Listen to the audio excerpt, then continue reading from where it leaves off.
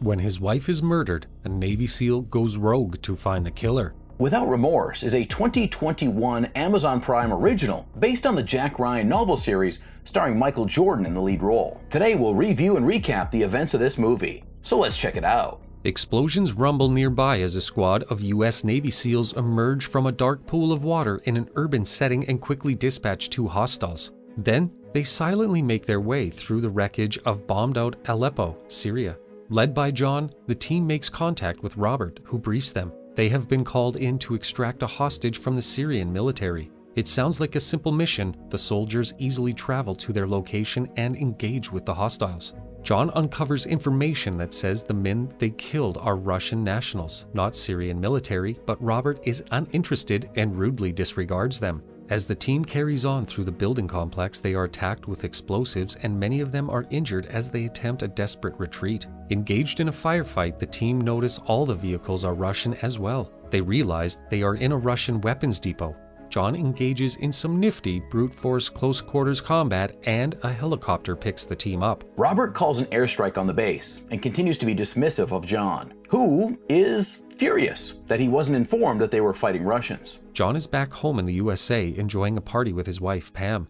He's speaking to Pastor West about his plans to get into private security and stay at home to look after their unborn baby. Meanwhile, John's teammate Rowdy is giving his daughter her breakfast. As he steps outside, a van drives in hard, running him over as he hears the screams. His other teammate Keith is on the phone in traffic when a masked man jumps out of the back and shoots him like a lot. John is listening to music downstairs on his headphones as we observe a team of soldiers sneaking into his home. He hears nothing as his music plays and he eats peanuts. His laptop switches off and won't switch back on. He finds the lights are dead too, and sensing trouble retrieves a pistol from a hiding spot and investigates. We see two intruders night vision as they shoot his wife. John races upstairs killing an intruder, but he exchanges shot for shot with the remaining intruder as they both fall to the floor. The intruder is able to get away, but John has to crawl into his bedroom, calling to his wife with no response to find her dead. John is rushed to the hospital and Robert holds a briefing explaining to everyone what has happened to John and the other men on his team.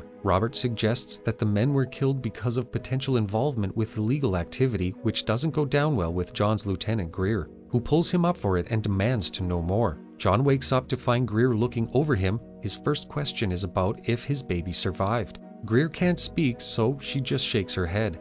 His second question is who's responsible. He knows they were pros and asks if she knows anything. He just needs a name. Greer says she can't help him. Greer is visited in her office by Secretary Clay. She stands to attention and is startled by his visit, but he seems friendly, compliments her on a recent promotion, and gets down to business by asking questions about John. He doesn't think he can be trusted. John embarks on the slow process of strengthening his body after his brush with death, while Greer meets with Robert and Clay for a debriefing on their mission in Syria. It seems that during their mission, they accidentally killed the son of the head of the Russian Federal Security Service, Yuri Zelin. Robert's intelligence doesn't reveal why the Zelin was there, but it seems that the two murdered SEALs and John's attack was payback. Greer asks for the name of the fourth man who John said got away, but Robert doesn't know it and reveals that the CIA is not taking the matter any further, considering both sides are square. Greer shares a drink with John and gives him the bad news about the case being closed. She then takes the ID of the man John killed in his home and hands them over. She also gives him the name of Andrei Vasiliev, the man who issued the passports for the killers. John breaks back into his house. The windows are now shattered and the place is a mess. He retrieves a shrink pack of weaponry and all sorts of other soldierly-looking things that someone needs when they're in the mood for revenge. John loads a gun and covers himself in vodka, and outside the Russian embassy pretends to be a drunk so he can see what car Andrei is getting into. He tails them and calls the police on the SUV tailing Andrei's car to remove it from play. The SUV pulled over. John blindsides Andrei's vehicle and climbs on top of it, coating it in gasoline before setting it alight and jumping inside. John shoots Andrei in the leg and demands he gives a name. John shoots him in the lung, and as he breathes his last, he gives him the name Viktor Rykov, the next name in the mystery. John climbs out of the burning car and is immediately arrested. Clay and Robert watch the news as the stories of the murders of SEALs break after someone has leaked the story.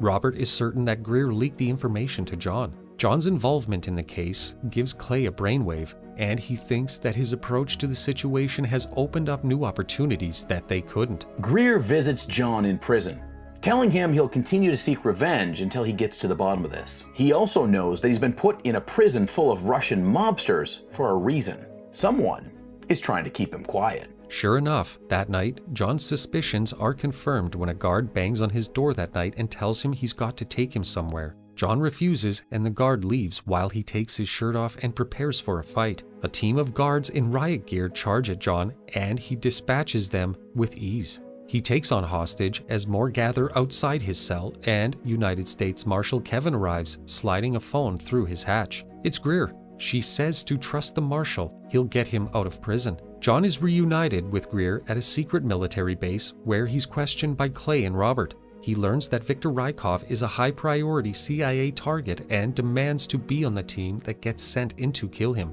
Greer is unsure, but Clay has his back and orders him to go with the team.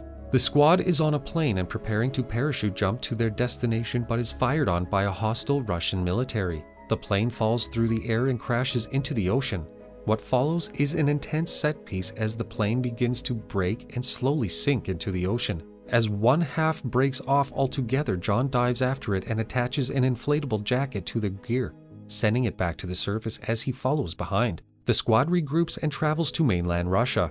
They all understand that both the Russians and CIA might think they're dead after the crash, so the three new members introduce themselves: Ricardo, Franklin, and Seymour. John is convinced that Robert planned this whole insertion and tried to get them killed on the plane. They confront Robert, who somehow is in Russia. Why didn't they just travel with him? Robert magically appearing in Russia is a bit of a confusing plot point, but the film doesn't really seem too concerned about it. Robert appears to be paying Russians off to help him get to Rykov. John strangles him and holds a gun to his chin, unconvinced despite Robert pleading with him.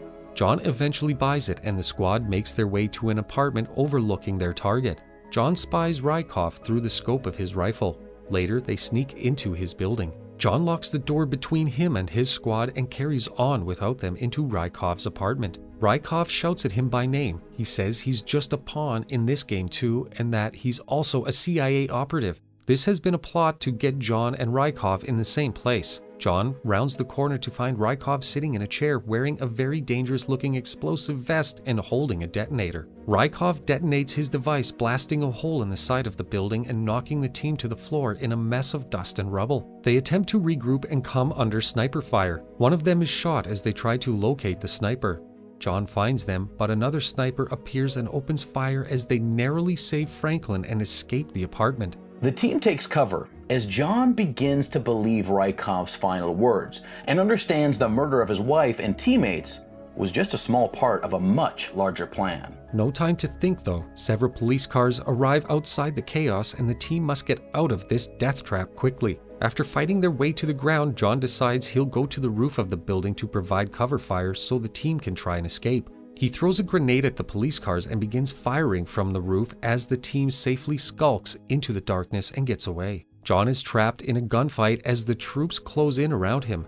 He's able to hold them off and throws himself through the skylight. On the staircase, John is engaged in brutal close combat with a series of soldiers as he attempts to get back to the ground floor. He finds a backpack filled with explosives and throws it across the lobby. It detonates a huge, dull explosion that neutralizes all of the threats, giving John a chance to escape disguised as a Russian soldier. A heavily injured John finds his way back to base and the team escapes Russia by sea. Robert offers John a big bag of money so they can say they died on the mission and then go into hiding. John is finally won over by Robert, who for once isn't being sarcastic but rather is being helpful for once. John finds Secretary Clay in a restaurant bathroom and tricks him into revealing that he knows more about this situation than he's admitting. He chokes Clay out and questions him in his car to find out exactly why any of this has happened. He says he's driving them to his home in Virginia, where he'll kill his whole family if he doesn't start telling him what's going on. Clay reveals this was a plan to engineer a war against Russia, unite Americans against a common foe, and stop them from infighting. After getting what he wants,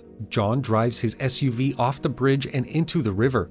calmly looking on as the vehicle sinks and he orders Clay to say his wife's name while he drowns. Later, John lies by a campfire and appears to speak with the ghost of his wife Pam, who tells him he'll always be with him. Later, Greer attends John's funeral, returning to her car to find him in the back seat alive and well with a recording of Clay confirming his role in the plot. Robert plays it a superior and says he needs a favor. His favor?